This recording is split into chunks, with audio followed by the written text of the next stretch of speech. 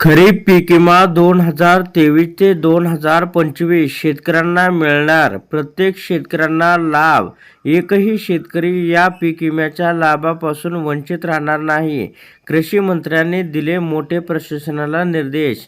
या संदर्भामध्ये काय अपडेट आहे ते आपण सविस्तर पाहूया.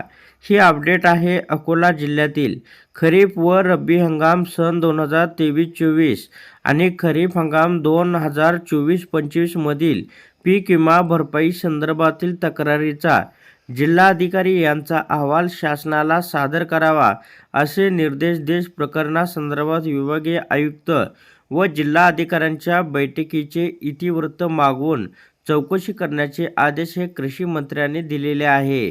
तसेच HDFC युगो जनरल इन्शुरन्स कंपनीकडून नुकसान भरपाई मिळण्याबाबत मंत्रालयात आयोजित बैठकीत प्रशासनाला या ठिकाणी आदेश देण्यात आलेले आहे. तसेच अकोला जिल्ह्यातील खरीप व रब्बी हंगाम 2023 आणि खरीप हंगाम 2024 मधील पीक विमा भरपाई प्रक्रियेतील त्रुटी, शेतकऱ्यांचे आक्षेप आणि विमा कंपनीच्या कार्यपद्धती तपासा. या संपूर्ण प्रकरणाची गांभीर्याने दखल घेत कोणत्याही परिस्थितीत विमा कंपन्यांच्या तांत्रिक अडचणीमुळे शेतकरी मदतीपासून वंचित राहू नये याबाबत आतापर्यंत विभागीय आयुक्त व जिल्हाधिकारी यांनी घेतलेल्या बैठकीचे व इतिवृत्ताचे अहवाल राज्य शासनाकडे सादर करावेत.